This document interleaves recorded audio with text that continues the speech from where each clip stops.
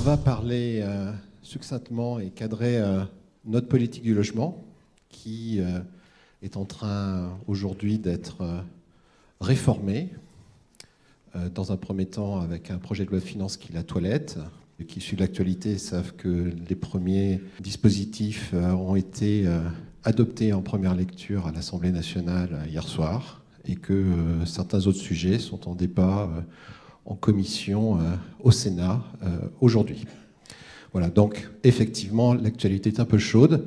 L'esprit du gouvernement, c'est de faire passer le projet de loi de finances 2018 avec un certain nombre d'économies dont on va parler et prendre le temps ensuite de réformer la politique du logement. Aujourd'hui, on sait que depuis 1976, cette politique a été toilettée régulièrement mais n'a pas été changée fondamentalement. Donc ça fait 40 ans que l'on vit avec la même politique du logement tournée sur les aides à la personne, donc principalement en fonction du zonage, l'ajustement du PTZ du Pinel et plus particulièrement pour le logement HLM, et c'est ce qui fait débat, les APL.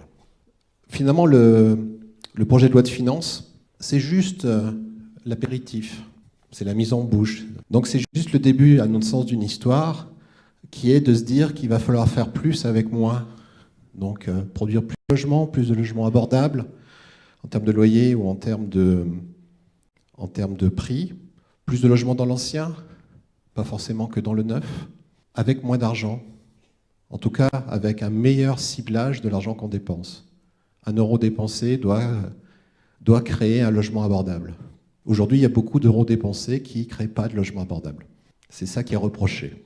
Donc, ça ne veut pas dire que 100% de l'argent dépensé en faveur du logement créera du logement abordable, mais il faut qu'on augmente significativement la quote-part des dépenses qui viennent le soutenir. C'est ça l'esprit de la réforme que le gouvernement souhaite initier à partir du 1er janvier jusqu'au 1er septembre 2018. Donc il y a 9 mois de discussion pour réformer la politique du logement. La première piste, c'est sur le zonage. J'en ai parlé tout à l'heure, le zonage a été construit, reconstruit, déconstruit, revu, on l'a vu la dernière fois en 2014. Vous avez des communes qui sont en B2, qui deviennent non éligibles. Bon, on s'est dit pourquoi on ne pensait pas un peu différemment. Déjà, sur un simple constat. On a regardé où est-ce que se passait l'activité, sur quel niveau de vente, sur quel niveau de prix. Et une première suggestion, pour parler de zonage, si on devait maintenir les zonages, pourquoi déjà on ne tiendrait pas compte de ce qui se passe dans la vraie vie, en termes d'activité, de vente, et puis également en termes de prix. Alors ici, on a essayé d'illustrer tant bien que mal ce que pourrait être le système des vases communicants. Déjà, aujourd'hui, dans le constat qu'on a, en zone B1, vous avez un certain nombre, une bonne dizaine de grandes agglomérations, un petit peu moins, qui font plus de 1000 ventes par an. Alors plus de 1000 ventes par an, c'est très élastique. Il y en a certaines qui sont à 1000, 1100, puis il y en a certaines qui dépassent 5, 6000. C'est le cas de Bordeaux notamment aujourd'hui. Sur ces secteurs-là, les prix sont au moins supérieurs à 3500 € du mètre carré moyen. C'est une moyenne. Quand vous êtes dans les villes-centres, vous dépassez assez rapidement les 5 ou 5 ou 6 000 € du mètre carré. Vous avez Toulouse, vous avez Bordeaux, vous avez Nantes, par exemple. Qui sont en B1. Et qui sont aujourd'hui en B1. Pourquoi elles sont en B1 ?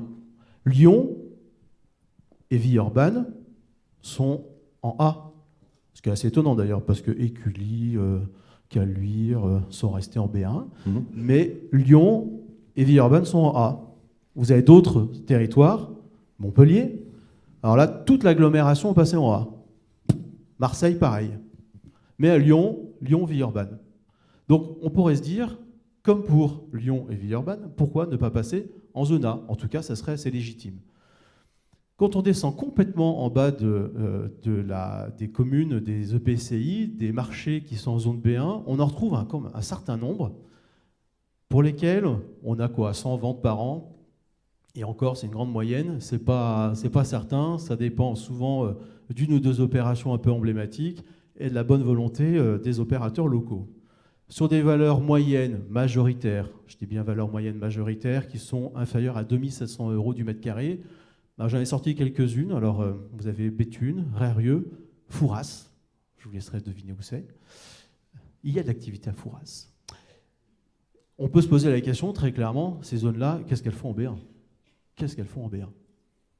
Et puis on va dans l'autre zone, la B2, notre fameuse B2. Là, pareil, même question, on en a quand même un certain nombre qui font plus de 200 ventes par an. Là, ça commence à être un bon petit volume, hein. C'est une bonne dizaine d'opérations, sur des valeurs qui sont aujourd'hui entre 2 900 et 3 000 euros du mètre carré, donc vous voyez, hein, elles sont en B2, alors que quand c'est à 2 700 euros, ici, pour celles-ci, elles sont en B1. Voilà, vous devinez mon raisonnement. Pourquoi ? Pourquoi on ne pourrait pas se dire que ces communes comme Angers, Besançon, dont on a parlé, Saint-Étienne, que vous connaissez bien, pourquoi ces communes qui seront impactées en plus par le zonage B2, pourquoi ces communes qui ont des besoins, on l'a vu sur Besançon, on le connaît sur Saint-Étienne, pourquoi elles ne pourraient pas bénéficier d'un zonage un peu plus attractif ? Voilà. Donc ici, c'est vraiment la limite qu'on montre ici, la limite du zonage. Et quand on descend, alors complètement au fin fond de la zone B2, certes très sympathique à habiter, vous retrouvez Épinal, vous retrouvez Roanne, plus proche de nous, vous retrouvez également Mont-de-Marsan. Ce ne sont que quelques exemples. Alors là, les ventes sont à moins d'une centaine, et encore quand il y en a, sur des valeurs qui sont un peu inférieures à 2 600 euros, bon, qui sont rarement très très inférieures. Vous le savez, c'est difficile de sortir des opérations à des prix inférieurs à ceux-ci. Là, on peut vraiment se poser la question, pourquoi ces communes-là n'iraient pas en zone C ? Ici, on essaie de montrer l'incohérence qu'il peut y avoir, soit un certain nombre d'agglomérations, un certain nombre de marchés issus du zonage aujourd'hui tel qu'il est appliqué. En tout cas, ce qui est important, c'est qu'on classe ou qu'on ne reclasse pas les communes, il faut le faire de manière assez précise. Souvent, j'en parle souvent avec l'État décentralisé, notamment les DREAL en région, ils disent, mais par exemple, on manque de chiffres, nous, pour analyser le marché privé. Donc, quand on fait des recommandations, on se fonde sur des statistiques qui, pour le marché privé, ne sont pas suffisamment précises. Donc, on ne connaît pas la part d'investisseurs, par exemple, qui se fait dans les opérations immobilières. Le CLN nous dit le volume de vente, l'enquête sur la commercialisation du logement neuf diligentée par l'État, mais on n'a pas la part investisseur. Donc, il y a plein de choses. Il y a plein de choses qui, en fait, font défaut dans les critères statistiques que l'on pourrait prendre en considération. Donc, du coup, on ne les prend pas ou on les prend que partiellement. Et donc, l'analyse est faussée. Pour fournir, nous, ce qu'on dit, c'est que plutôt de faire des grandes réformes qui concernent tout le monde, vous voyez, on vous classe tous en A, en B1, en B2, en C. Puis toi, tu auras droit au Pinel, et puis toi, tu n'auras pas droit. Toi, tu auras droit au PTZ, mais pas complètement. Et puis toi, tu en auras un peu plus, un peu moins. Oh, basta. Basta. Il y en a marre des cases. Arrêtons de nous mettre dans des cases. C'est insupportable. Donc, nous, on dit, il vaut mieux qu'il y ait une boîte à outils. Une boîte à outils à la disposition des collectivités qui travaillent, qui prennent leurs engagements et qui, après, réclament les dispositifs en disant, écoutez, on a analysé les choses, on en a débattu en CRHH. Nous, il nous faudrait cet outil, cet outil et cet outil.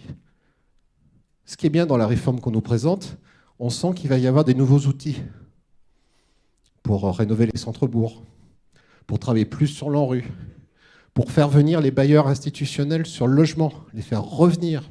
Hein, ça va aussi se faire avec des investisseurs des institutionnels qui vont acheter des immeubles. Nous, on a des institutionnels aujourd'hui qui nous sollicitent pour faire des études dans les villes moyennes. Et nous, on a des fonds dédiés sur les villes moyennes. On n'achète pas dans les marchés tendus, on va acheter que dans les villes moyennes. Du patrimoine pour le louer. Du patrimoine existant même. On ne fait pas construire, on rachète des immeubles entiers.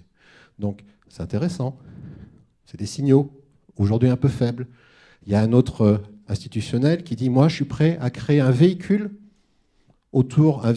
d'épargne solidaire. » Et ce n'est pas un petit institutionnel, ça s'appelle La Française. Hein, c'est un gros institutionnel français autour des produits de démembrement dans le BRS.